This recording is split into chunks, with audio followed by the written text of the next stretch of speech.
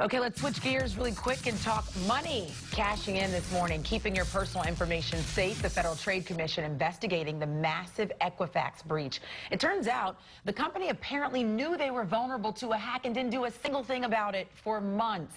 And now, scammers actually calling people pretending to be from Equifax to get your information. Joining us now, our money man, Dan.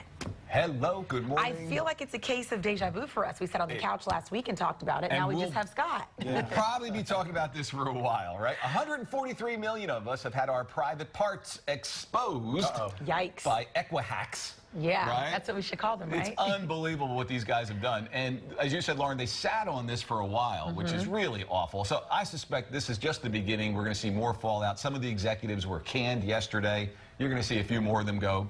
CEO, I wouldn't be signing any long-term leases if I were you. Jeez. Yeah, so this is going to keep going. But the question is your money safe today? And it's never safe is your answer. Unless you're way off the grid, it's never safe, right? Right. But the good news is there's some things we can do to reduce risk. Okay. And we should do them. Practical things that really don't take a lot of time. Scott, Lauren, think about this. How many financial accounts do you have? Bank accounts, credit card accounts, a mortgage account? Yeah. Guess what? 6. Yeah, count them up.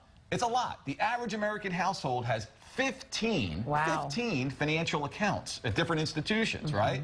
That's too many. Tip number 1, reduce them. You don't need that many. If you've got Scotty, if you've got an old bank account sitting around you haven't touched, it's gathering dust, get rid of it. It won't mess your credit up because, you know, sometimes they say leave the accounts open. No. So what will happen is if you close a credit card account or something like that, in the short term, it may ding you a few points. Yes. But in the long term, it's going to be fine. Okay. And it gives you that better sense of security. Number 2, 33% of Americans say they never check their bank statements. You check your bank statements? Guilty.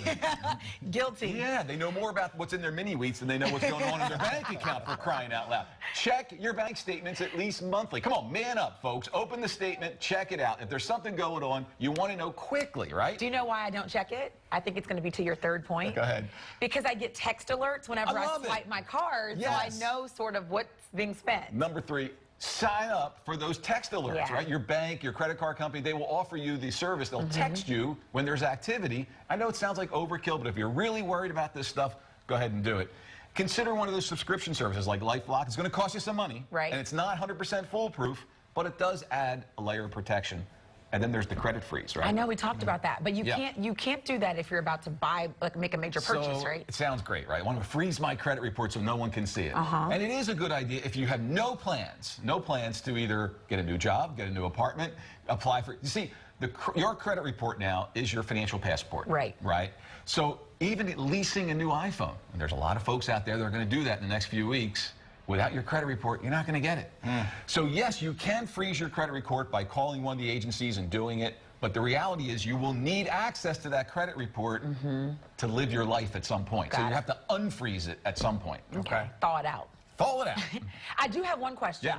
Does it help at all? Because when I was thinking yesterday, I get my paycheck and it's direct deposit. Should I withdraw just a big sum of money? Because if you think about it, you're at Target, Pier 1, Dollar Store, this place. You're using your card at so many more stores. It just opens it up for more chances to get hacked. Once upon a time, when dinosaurs roamed the earth, we had this thing called cash, Lauren. Yeah. Right. Now, most millennials have no idea what I'm talking about right now.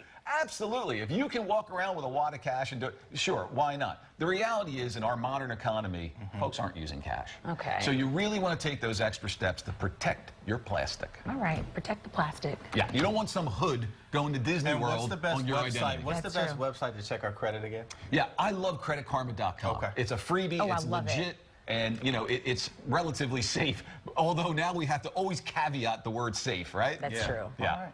Credit card. Look, I get everything you tell me to do. Mint, Acorn. Let's follow her. She knows what's going on. She's always telling me what to do.